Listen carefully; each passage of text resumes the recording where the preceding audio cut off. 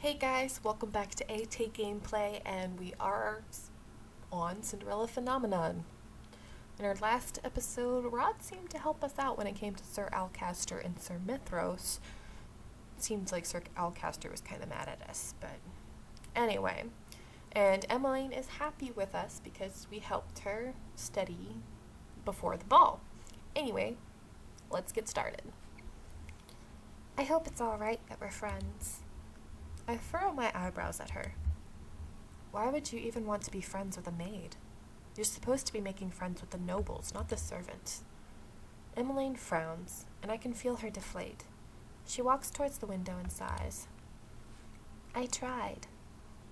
They may not say anything, but I can feel them silently judging me. I wasn't born a princess, and I feel that they judge everything that I do. They think that I smile too much, that I'm not regal enough. They feel that I'm too clumsy or too cheerful. Well, Emmeline definitely does not act like a noble. I cannot say I blame the nobles for being skeptical of her. Being with them suffocates me. I do my best to act like a princess, but the way they all look at me, it's as if they're waiting for me to make a mistake. Then, they'll have an excuse to jeer at me.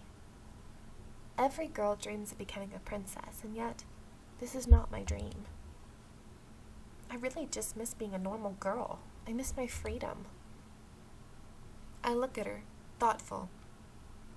I think I can understand what Emmeline is feeling. Just like me, she was thrown into a world she was not ready to be part of. Right now, we have no choice but to fit in. She never wanted my title in the first place, yet I accused her of stealing it. Have you told your mother how you feel? Emmeline shakes her head. No, not the king either. I don't want them to think that I'm ungrateful. Sorry, there's something in my throat.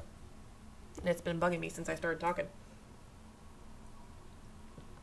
Don't know what it is. Anyway.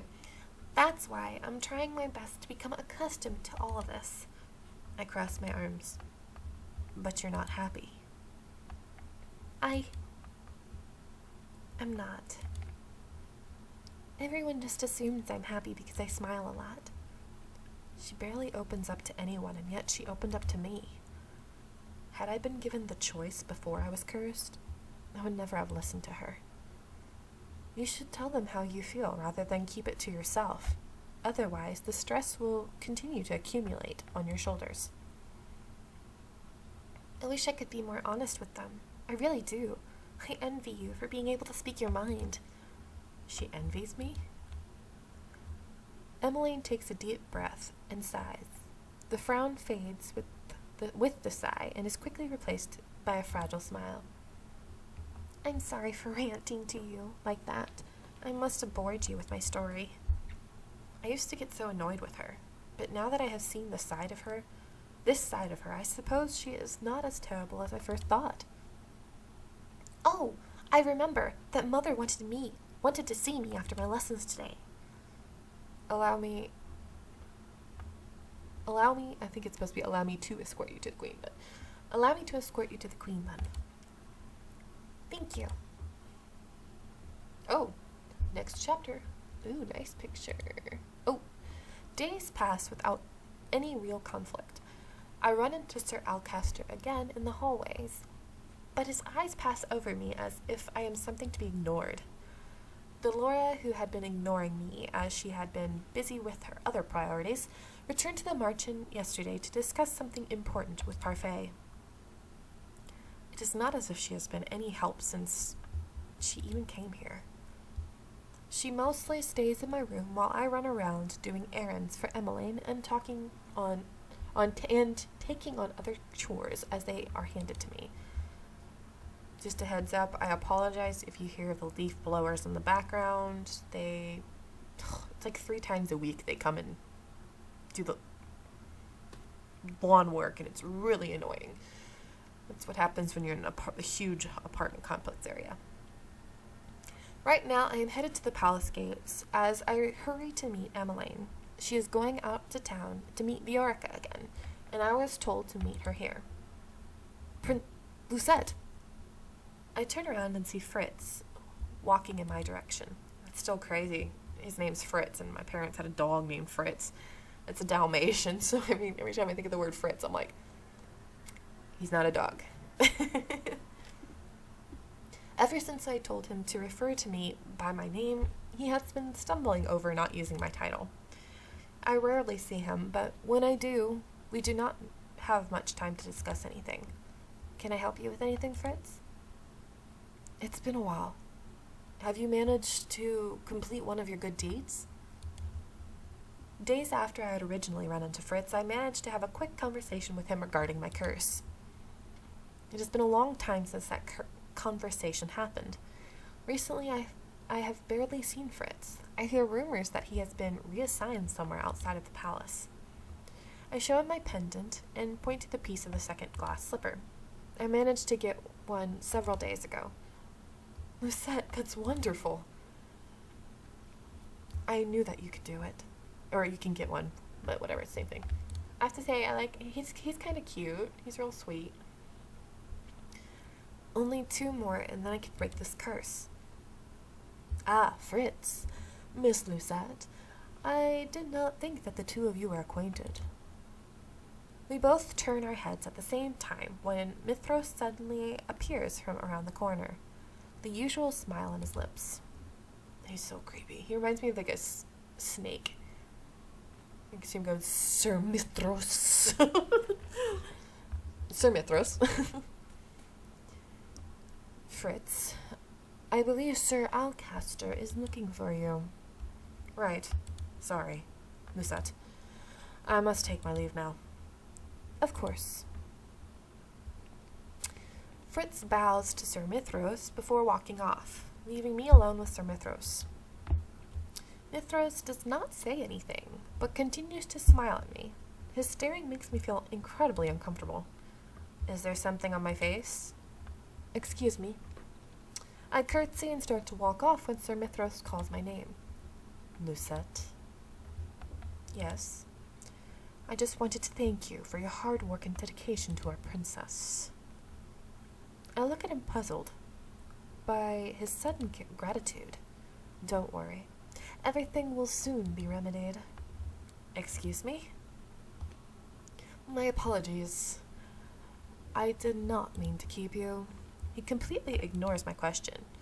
He dips his head slightly before turning and walking away. The smile's still on his face. Like I said, creepy. He is creepy. What was that all about? Rod and Emmeline are already waiting for me outside the carriage by the time I arrive at the palace gates. Rod has his arms crossed and looks at me irritable. I think it's supposed to be irritated. I don't know. His face is perpetually stuck in that scowl, it seems.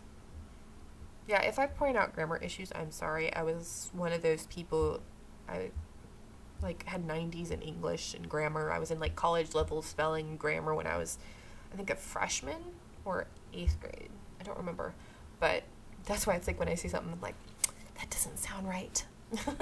No, I'm not one of those people that, if someone comments on something and say, you used the wrong to, or you apostrophe R-E is you are, not, your items. Oh, I'm not one of those people. Anyway, you're late. My apologies. You're so grumpy, but you've been late many times before too, Rod. Rod just shrugs his shoulders as he turns and heads into the carriage. Emmeline sighs before looking at me. Shall we? Of course. The 3 of us sit in silence as the carriage rolls toward the town. The knight assigned to guard duty is sitting out front with the driver, watching for any disturbances. Emmeline glances forlornly out one window, while Rod silently looks out the other, as he rests his chin on the palm of his hand. I notice Emmeline pausing to glance at Rod every now and then, looking restless. Finally, she breaks the silence. Are you still mad at me that I asked you to come along to visit Viorica? You could have declined the invitation, Rod. And if you would only tell me what happened between the two of you, I would do my best to remedy the situation. Rod notices me looking at him and scowls. He returns his moody gaze to the window. I have nothing to say, Em. But you used to be good friends with Viorica too, Rod. But then, ever since you were... Emmeline stops herself, but I know that she's referring to his curse.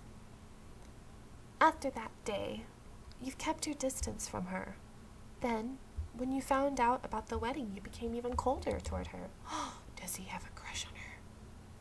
Oh. Even Viorica is worried about you, Rod. She worries that she might have offended you somehow. Emmeline. There's a hint of warning in his tone. Is it possible that Viorica is related to Rod's curse, considering the timing? Emmeline opens her mouth again to say something, but then suddenly stops and returns to the window, her expression mirroring Rod's own gloom. We are all silent until we arrive at the toy shop. I am going to leave this here. Hope you enjoy and see you in the next video. Bye!